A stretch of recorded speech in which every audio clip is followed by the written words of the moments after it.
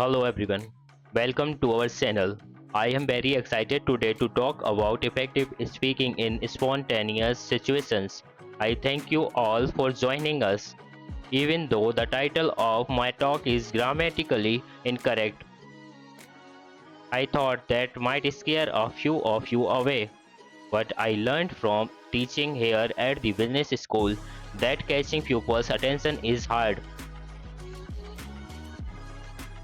So, something as simple as that I thought might draw a few of you in.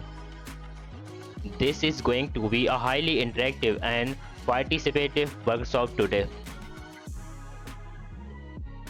If you don't feel comfortable participating, that's completely fine. But do know that I am going to ask you to talk to the people next to you. There will be opportunities to stand up and practice some things because I believe the way we become effective communicators is by actually communicating. So let's get started right away. I would like to ask you all to read this sentence. As you read it, what's most important to me is that you count the number of F's in the sentence. Please count the number of F's, keeps it to yourself. I will give you just another couple of seconds. 3, 2, 1. Raise your hand, please, if you found 3 and only 3 apps. Excellent, great. Did anybody find 4? Anybody find only 5? Anybody find 6?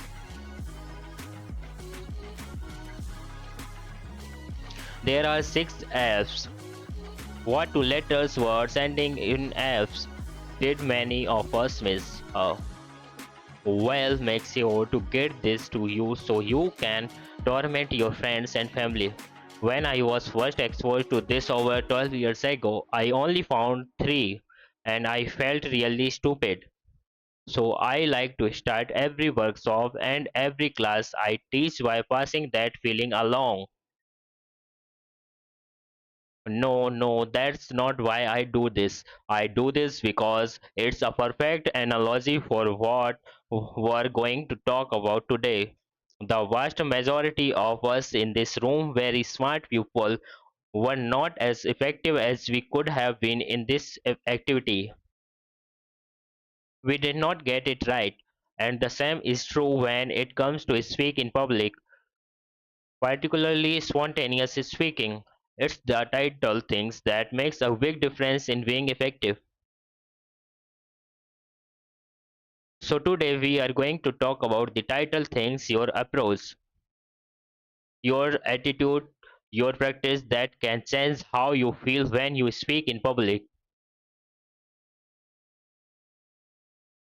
And we are going to focus primarily on one type of public speaking, not the kind that you plan for in advance, the kind where you spend time thinking about what to say and even create slides, not keynotes, conference presentation or formal tours. We are talking about spontaneous speaking, when you are put on the spot and asked to speak off the cut in the moment. What we are going through today is actually the result of a workshop I created for the business school.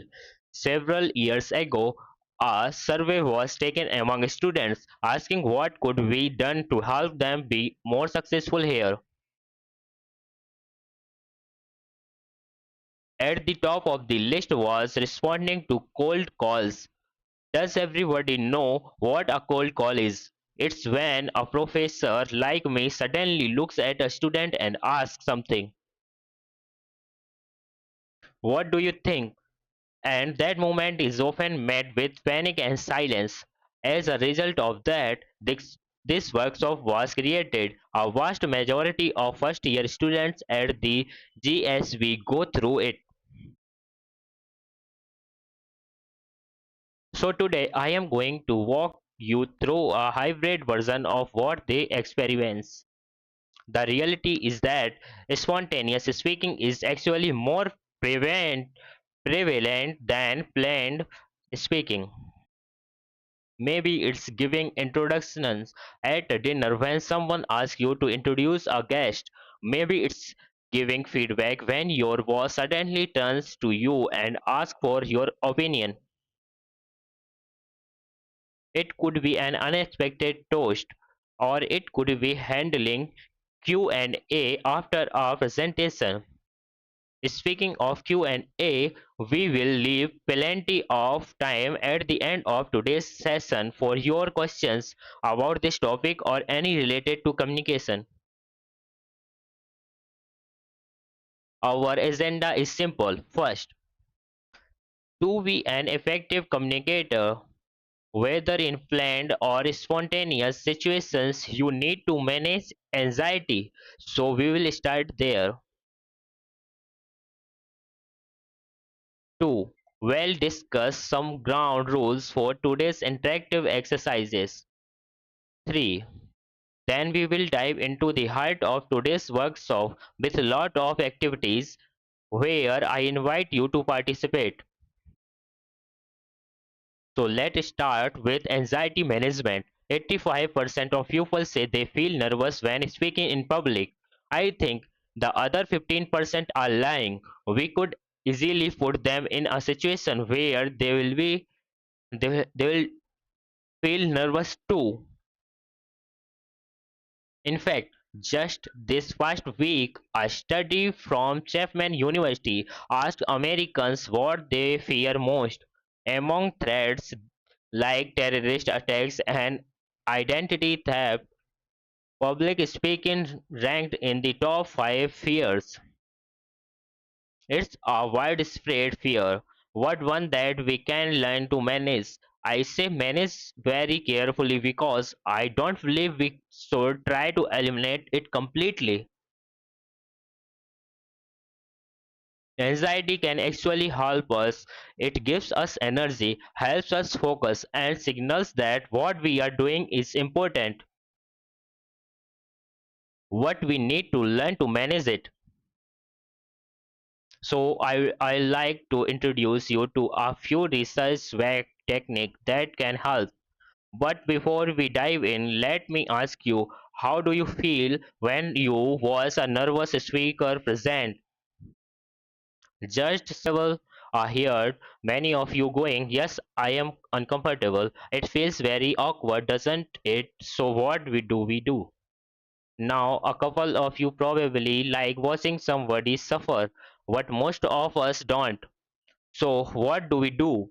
We sit there, we nod, we smile, or we disengage. And to the nervous speaker looking out at his or her audience, seeing a bunch of people nodding and disengaged, that does not help. Okay, so we need to manage our anxiety. Fundamentally, your job as a communicator, regardless of whether it's planned or spontaneous, is to make your audience comfortable. Because if they are comfortable, they can receive your message. And when I say comfortable, I am not referring to the fact that your message has to be sugar coated and nice for them to hear. It can be a harsh message, but they have to be in a place where they can receive it. So it's incumbent on you as a communicator to help your audience feel comfortable, and we do that by managing our anxiety. Let me introduce you to a few techniques that I think you can use right away to help you feel more comfortable. The first has to do with when you begin to feel those anxiety symptoms. For most people, this happens in the initial minutes prior to speaking. In this situation, many of us begin to feel whatever it is that happens to us. Maybe your stomach gets a little gurgles. Maybe your legs begin to shake. Maybe your start is first fire. And then we start to say to ourselves, oh my goodness, I am nervous. Oh, they are going to tell I am nervous. this is not going to go well, and we start spiraling out of control. However, research on mindful attention tells us that when we begin to feel those anxiety symptoms, we should simply grade our anxiety and say, "Hey, this is me feeling nervous. I am about to do something of consequence." Simply vibrating your anxiety and acknowledging that it is normal and natural hack. 85% of people tells us they experience it. You can actually stem the tide of that anxiety spiraling out of control. It may not necessarily reduce the anxiety, but it will stop it from spinning out. So, the next time you begin to feel those anxiety signs, take a deep breath and say, "This is my feeling anxious. I notice a few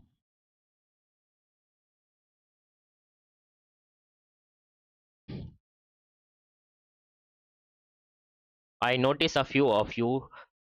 There is a handout that will come at there, and has everything I am supposed to say. Okay, I can't graduate guarantee I am going to say it exactly as planned, but you have to it there.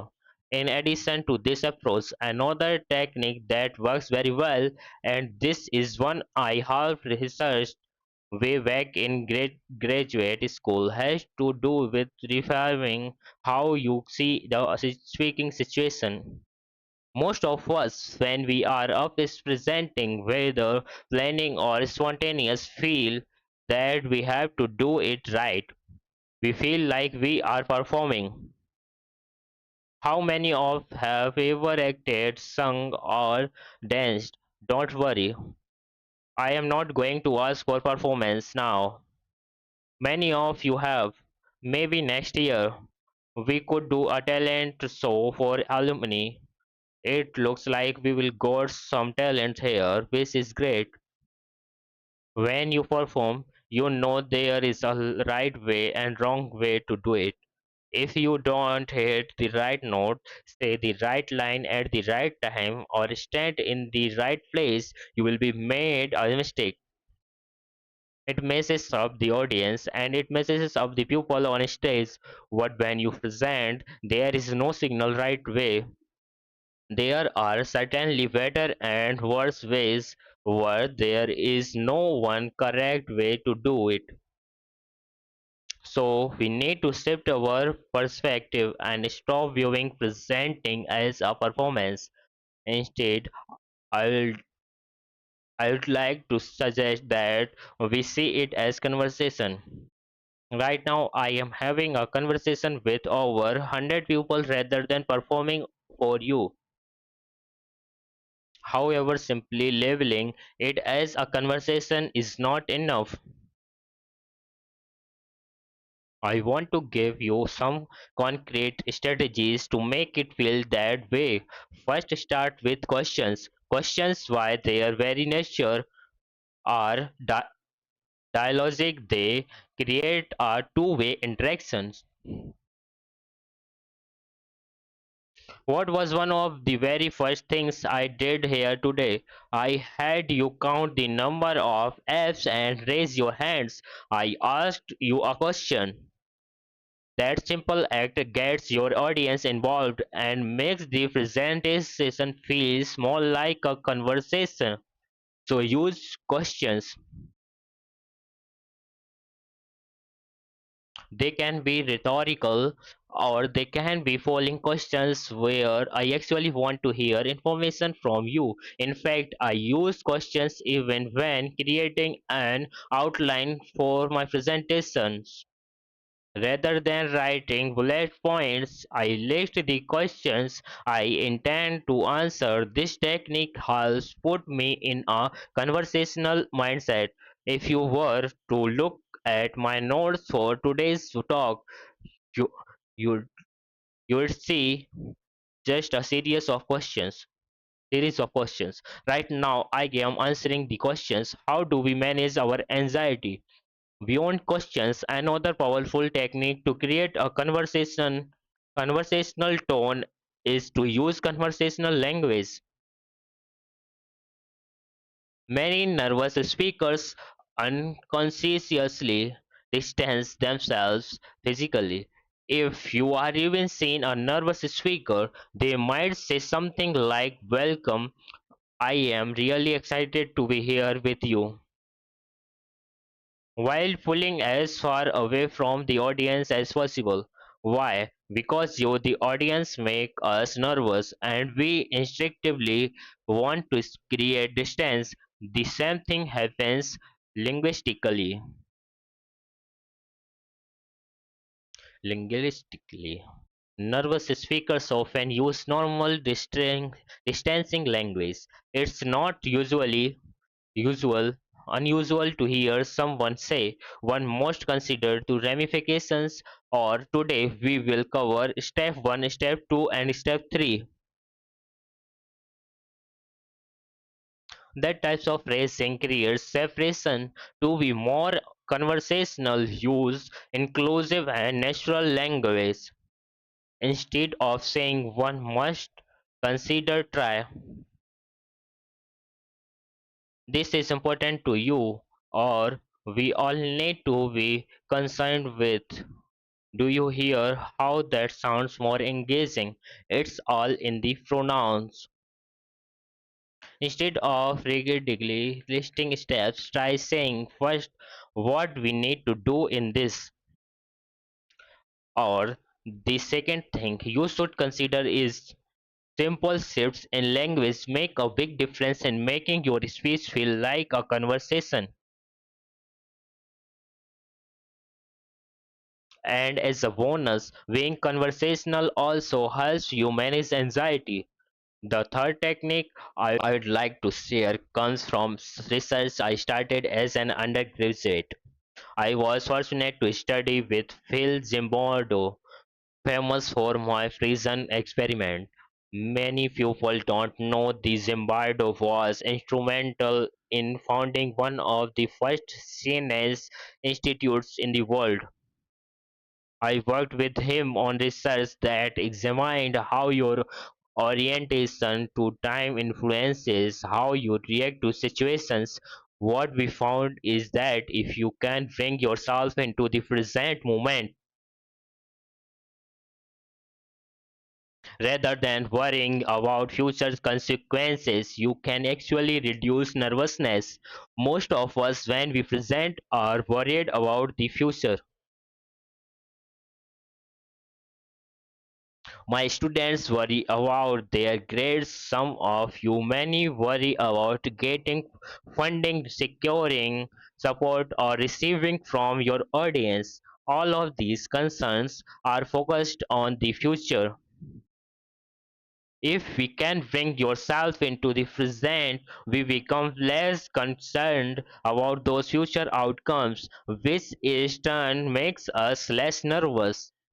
There are many ways to shift into the present moment.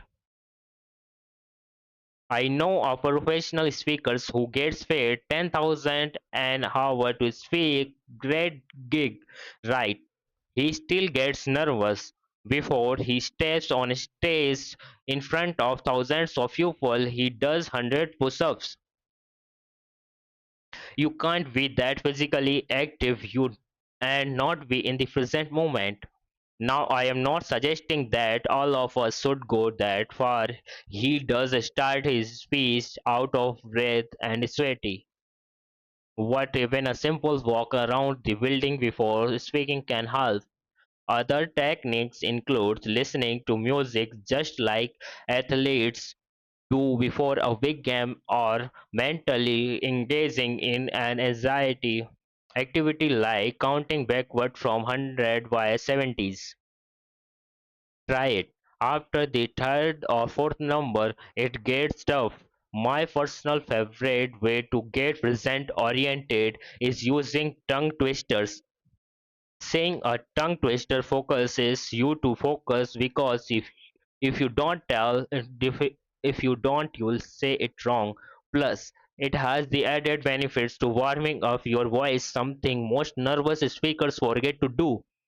Instead of retra- retreating in words and filling your mind with self doubt, trying saying a tongue twister out loud. Remember, I said today we will have a lot of participations. Now I would like to repeat after me my favorite tongue twister. I like this one because if you say it wrong, you say a naughty word. And I will be listening. Here we go. I slate a seat. I say a seat a slit. And on that slated seat I sit. Very good, no slips.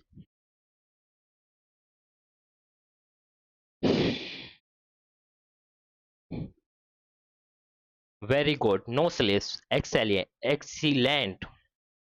In that moment, you were not worried about being in front of all these people or about how weird it was that I asked you to do this.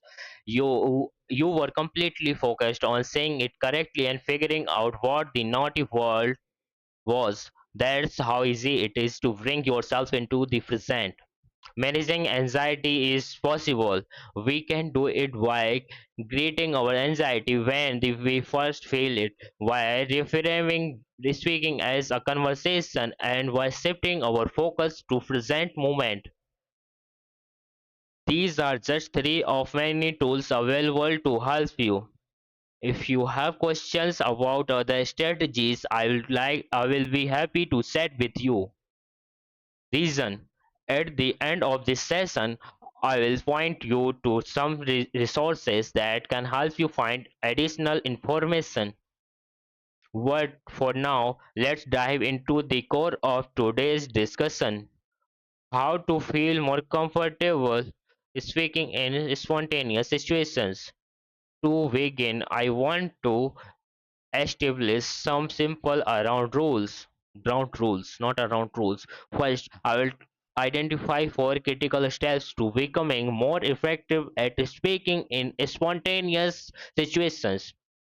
With each step, I will have you to participate in an activity. None of these exercises will be more uncomfortable than saying a tongue twister out loud. Some may require you to stand up or talk to the person next to you. What I promise, none will be painful. Finally, I will conclude with a phrase or saying from the world of improvisational improvisation. For the past 5 years, I will co-taught a class at Stanford continuing studying program with Adam Tobin, a lecturer in the creative arts department. He teaches film and new media and is an expert in improv. Today, we will be develop a course called Improvisationally Speaking to help people become more confident in spontaneous speaking. Adam has taught me many valuable phrases and techniques from improv, which I'll share with you today because they truly stick. At the end of this session, you will receive a handout summarizing everything we discussed. Let's get started. The biggest obstacle to spontaneous speaking is ourselves. We get in our own way. We strive for perfection. We want to say the right thing, deliver the perfect toast, or give the most memorable response. What our effort is to be perfect can actually make spontaneous speaking harder. This first step to overcoming this is to get out of our own way. Of course, that's easier said than done. Many of us in this room are high achievers. We think fast, work hard, and strive for excellence. But when we come to speaking in the moment, this can be disadvantage. To illustrate this, I would like to do a quick exercise, and I will need your help. This activity is called shout the wrong name. In a moment, If you are able and willing, I will ask you to stand. For about 30 seconds, you will look around the room and point at different objects. Yes, I know it's rude to point, but for this exercise, please do it. As you point at something, you must call it anything but what it actually is. For example, I might point to this chair and say refrigerator. I might point at my notebook and say cat. You can even point at the person next to you and call them something random. The key is to shout the wrong one.